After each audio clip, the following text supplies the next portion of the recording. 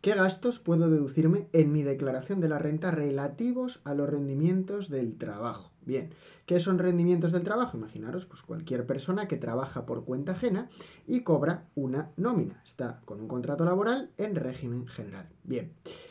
Para ello tenemos que irnos al artículo 19.2 de la Ley del Impuesto sobre la Renta de las Personas Físicas.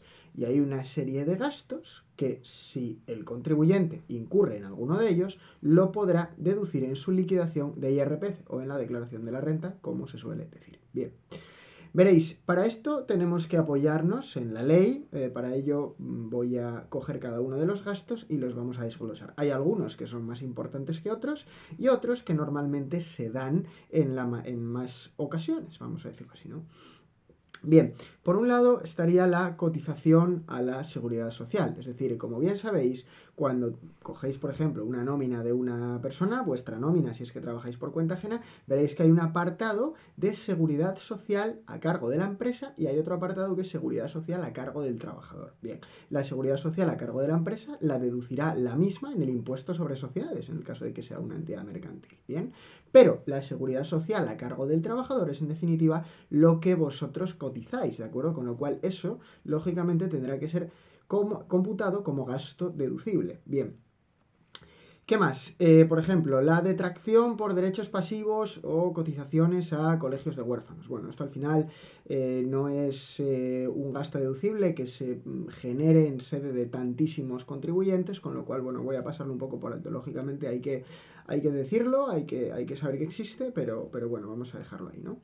Bien, luego nos encontramos las cuotas satisfechas a sindicatos o a colegios profesionales. Quiero hacer una puntualización en el segundo apartado, a colegios profesionales, porque lógicamente solo serán deducibles en el caso en el que esa colegiación sea obligatoria, ¿vale? Por ejemplo, el caso de los abogados que para ejercer su profesión tienen que estar colegiados, ¿de acuerdo? Con lo cual esa cuota que pagan sería gasto fiscalmente deducible en los rendimientos del trabajo que obtengan.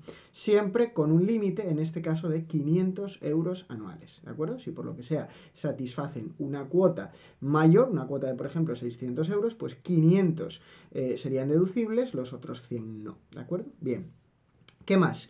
Por ejemplo, gastos de defensa jurídica, ¿no? Derivados de posibles litigios entre el trabajador y el empresario o empleador en este caso, ¿de acuerdo? Siempre con un límite máximo de 300 euros al año. Es decir, si vosotros estáis judicializando cualquier tema con vuestro empleador o con vuestro jefe, con el empresario en este caso, pues que sepáis que hay la posibilidad de que os deduzcáis los gastos derivados del litigio, gastos del abogado, por ejemplo, hasta 300 euros anuales. ¿Bien? ¿Qué más? Bueno, realmente tampoco hay muchos gastos deducibles, ¿no? Como por ejemplo puede ser el caso de los rendimientos de la actividad económica, que tiene un montón de gastos deducibles, o rendimientos del capital inmobiliario, que lo comentaba precisamente en el vídeo anterior, ¿no?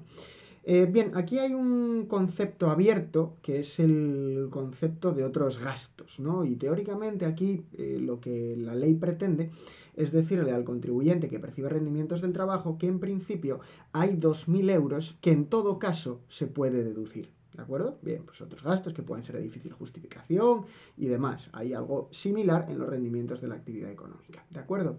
Bien, hay alguna pequeña puntualización más relativa a estos 2.000 euros, porque en ciertos casos pueden ser ampliables, ¿no? Por ejemplo, pues en el caso de personas discapacitadas que estén catalogadas como pues en este caso, personas activas a efectos laborales y bueno, tienen alguna deducción superior en este caso, ¿no?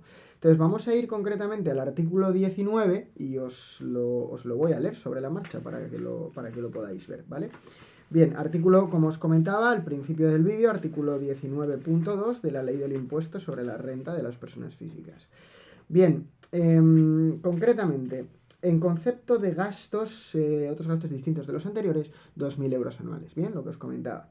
Pero dice, tratándose de contribuyentes desempleados inscritos en la oficina de empleo que acepten un puesto de trabajo que exija el traslado de su residencia habitual a un nuevo municipio en las condiciones reglamentariamente se determinen, se incrementará dicha cuantía en el periodo impositivo en el que se produzca el cambio de residencia y en el siguiente en 2.000 euros adicionales a esos 2.000 euros que comentábamos previamente, ¿vale? Con lo cual, en el caso de que se cumplan estos requisitos que os acabo de comentar, serían 4.000 euros desgravables a efectos de rendimientos del trabajo. Bien.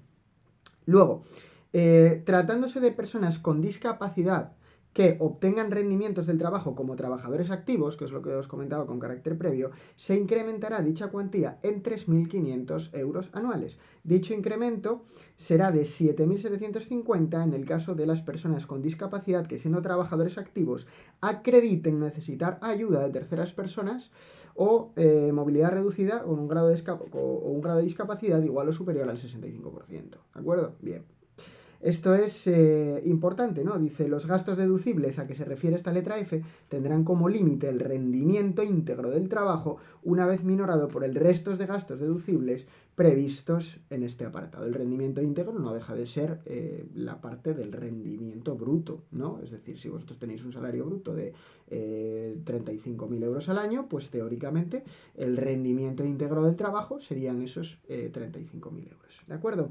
Entonces, lo que os digo, estos serían los gastos deducibles a los que un contribuyente que obtenga rendimientos del trabajo podría acceder, ¿de acuerdo? Con lo cual, cuando vayáis a hacer la declaración de la renta, y como siempre advierto, hay muchas deducciones, reducciones, gastos deducibles que los contribuyentes no aplican o correctamente o directamente no aplican por desconocimiento, ¿de acuerdo? Entonces, espero que estos vídeos al menos sirvan para aquellas personas que tengan ciertas dudas con esto, que realmente puedan aplicar todos y cada uno de los incentivos fiscales que la ley otorga, ¿de acuerdo? Porque, a ver, realmente hay muchos y hay que conocerlos, ¿de acuerdo? Entonces, voy a tratar de ir fuente de renta por fuente de renta explicando todos y cada uno de los gastos que se pueden deducir. En el vídeo anterior, la verdad, pues tuvo mucho éxito entre todos vosotros y me agradecisteis mucho la información relativo a los rendimientos del capital inmobiliario, es decir, qué pasa con aquellas rentas de inmuebles que tengo alquiladas, ¿vale? En el caso de que tengáis dudas, podéis ir al vídeo anterior. En este caso, hemos analizado los rendimientos del trabajo. Probablemente en el próximo vídeo analicemos los gastos deducibles en sede de una actividad económica, pero eso me daría para varios vídeos porque la verdad que hay muchísima tela que cortar, pero no por ello deja de ser muy interesante, ¿de acuerdo? Así que muchas gracias por vuestro tiempo como siempre y nos vemos en próximos vídeos.